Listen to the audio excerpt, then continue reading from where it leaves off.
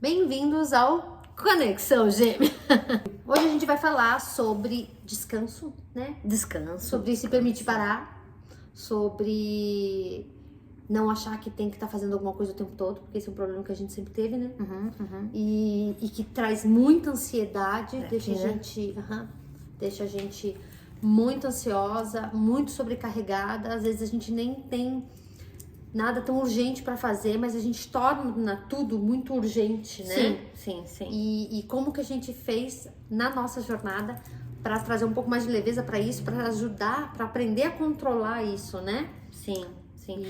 Você sabe que é uma coisa que é muito comum, e isso não é de hoje, mas é pior, e é com a mulher que acontece isso. Sim, principalmente. A mulher não se permite descansar, a mulher não se permite divertir, a mulher tá sempre numa demanda muito grande da obrigação de atender tudo. Sim. E isso é que tira a gente desse modus, da permissão, do relaxar, Da leveza, da né? leveza, A gente vê que do autocuidado. Sim, o homem entra muito no lugar da responsabilidade, então ele acha isso uma bobagem, porque depois realmente ele relaxa com muito mais facilidade. O homem ele relaxa. deita e morre ali no sofá, né? É. E a mulher fica lá, não, mas espera, tá tudo em ordem ainda mesmo, tá tudo certo, e não descansa, né? Sim. E, por exemplo, eu comecei, quando eu tava me sentindo exausta, assim, eu comecei meditando, né? Eu fui meditar pra me acalmar um pouco, a mente muito agitada, sempre muito acelerada, né? Sim. O jeito que eu mais encontrei de voltar pra mim, voltar pro corpo, foi a yoga. Né? A yoga me faz eu voltar pro corpo. Eu falo isso sempre pras minhas pacientes. Tem que criar vergonha na cara e fazer. Eu falo sempre pras minhas pacientes, quando estão muito mentais ou muito emocionais, a gente não foi ensinado a isso, né? É voltar pro corpo. Sim. É o que o corpo tá pedindo, o que o corpo tá sentindo. Porque a nossa mente e o nosso corpo estão... Parece que são duas coisas separadas. E você vê que as pessoas não, claro que sem conhecimento, sem acessar, a gente não compreende. Por exemplo, eu que acabei me aprofundando na parte de neurociência, aprendi muito sobre como a nossa mente está controlando tudo, né?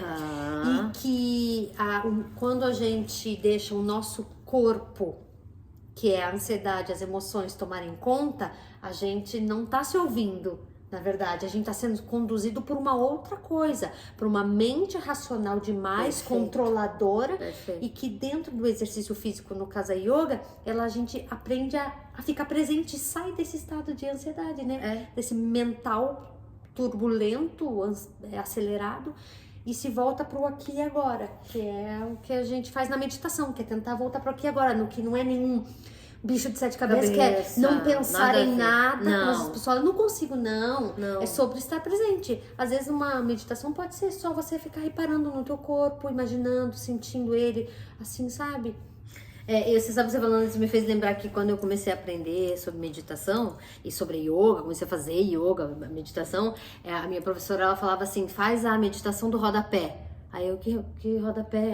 Que é simplesmente assim, pra quem não tem paciência pra fechar os olhos, fazer respirações profundas. Eu não tenho tempo, a minha cabeça tá mil. Você só tem que parar e ficar olhando fixo pra um ponto. Então ela falava o rodapé. Mas aí, às vezes, é assim, é o tal do contemplar, que nos tempos de hoje é uma coisa que as pessoas não fazem. Que é parar, ou simplesmente parar, deixa eu parar e olhar para aquela árvore que tá na minha frente e ver quantos galhos ela tem, quantos tons de verde ela tem, que é a tal da meditação do rodapé, porque você fica só olhando para aquilo e fica contornando, vendo as nuances do tom de madeira, se é pintado ou não, mas é o tal da contemplação que se fala hoje. Eu vejo que está começando a se falar bastante sobre isso, é a meditação. Então não tem um tabu muito em cima desse. Não, sabe? Muito zen, não tem nada a ver. E a vantagem, assim, de como isso veio se ampliando é que existem vários tipos de meditação, né? Então, até o próprio Dr. Joe Dispenza faz uma meditação especial que é caminhando, né? Então, enquanto a gente caminha, eu aprendi isso no meu curso de Mindfulness, a gente... que é a atenção plena, a gente faz caminhando. Então, quando você caminha, você conta os seus passos. Porque isso vai tirar você daqui, ó. Ai, o que eu tenho que fazer amanhã? Daqui a pouco, quando eu chegar em casa, eu vou fazer aquela aceleração. Você fala, não, 1, 2, 3. Quantos passos eu dei? 20. Era um passo atrás do outro. Aí, como é que eu tô balançando o meu braço? Você vai ficando presente, prestando atenção no teu corpo ali. E isso é meditar. Você sabe que incrível isso que você tá falando, porque muitas vezes eu tô andando na rua e eu fico observando as pessoas caminhando. Não é pra deixar ninguém assim constrangido, tipo... Bom, tá me olhando.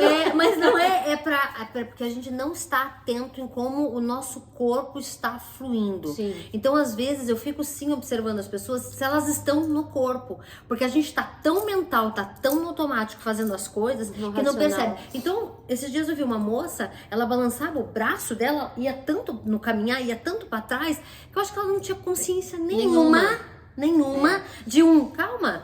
Então, eu tava sem presença naquele corpo, era um mental, aonde ela tava. E fica fácil pra ser atropelada, pra ser assaltada, pra um monte de coisa, entendeu? E é assim que as pessoas acabam sendo assaltadas ou até tão distraídas, sofrem pequenos acidentes. Porque não estão presentes no corpo, não estão presentes. Não estão presentes. E esse não estar presente é que faz que não permita com que a gente descanse, sente no sofá, se permita tomar uma xícara de chá, de café, 4 horas da tarde. Ah, tudo bem, tá no trabalho, não importa, é a tal da pausa necessária. E depois tem a tal da pausa, que é uma pausa iludida, que é assim, a pessoa senta, vai tomar o café dela, enquanto ela tá deitada no sofá relaxada, ela tá com 200 mil coisas na cabeça.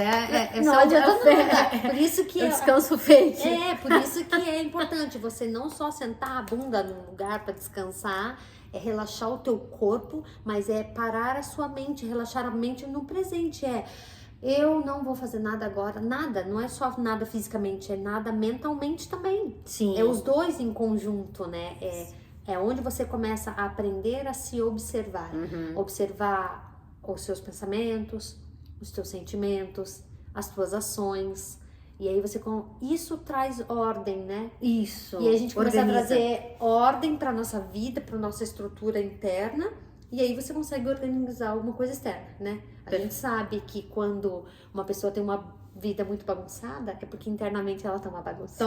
A gente, como terapeuta, a gente sabe, a pessoa que chega lá muito assim, ó, porque minha vida tá de ponta cabeça. Eu falo, como é que tá dentro de você? É dentro, com certeza. Você sabe que isso é uma outra coisa, né? Não é puxando a sardinha pra yoga, não, mas é porque é uma coisa onde eu aprendi muito sobre se autorregular. A meditação, a yoga, o exercício, não importa, tá? É que foi como eu aprendi, eu acho que é uma vertente muito, muito bonita, que fala com várias camadas do nosso corpo, né? Fala com o mental, fala com o emocional, fala com o físico, fala com o teu espiritual, que tá pedindo descanso também. E ali essa organização, ela vem a partir disso. Quando você tá em posse, começa a observar. O que eu tô pensando? O que eu tô sentindo? Como eu estou me sentindo? Nossa, eu tinha até esquecido que eu tava com aquela dor no ombro. Eu esqueci que eu tava com aquela... Nossa, agora que eu percebi que eu tô o dia inteiro com dor de cabeça. Sabe aquela coisa que quando não é só quando você para, vai dizer... Quando você para, você fala, nossa, nem reparei que tava com uma dor aqui. Você tava tão na agitação na mente que você não percebe que o seu corpo tava dizendo, por favor, eu não tô aguentando, para um pouquinho, né? Sim, isso, e como isso é um assunto sério, um assunto importante. Então, eu acho que a gente falou bastante coisa, né? Nossa! E aqui, coisas simples, o que eu quero trazer, o que eu quero deixar aqui nesse vídeo é assim... Comece a se auto-observar. É sobre auto-observação. Comece a perceber o seu corpo. Que sinais ele tá dando? O que ele tá sentindo? Respira. Eu tatuei em mim mesma. Eu quero tão agitada aqui, ó. Breathe. Gente, respira. A gente parece uma coisa muito banal, muito simples. E não é. Não é a respiração que vai conectar com o teu corpo. Isso. Então, se você não estiver consciente do teu corpo, você não respira direito. O teu pensamento continua acelerado, você tá sendo bombardeado de coisas. E você vai deixar aqui, agora puxando a sardinha pro meu lado, vai deixar as emoções continuarem a tomarem conta de você. E você iludidamente acha que está no comando da sua vida. Não tá. E você, na verdade, está agindo por um impulso, que é a emoção, nada mais é do que uma cascata química que induziu você a sentir uma coisa e você faz as coisas baseadas naquele sentimento e não com consciência. Não com consciência plena de eu sei o que eu estou fazendo, Claro, é um trabalho, né, que a gente faz, é um processo dia a dia, mas começa assim, na observação. Autoobservação. O meu recado hoje aqui é autoobservação. Pega, sabe o que eu falo para alguns pacientes, alguns clientes meus? Eu falo assim, Faz de conta, assim, que é aqui a Carla. Eu vou sair de dentro da Carla, eu vou olhar a Carla de fora.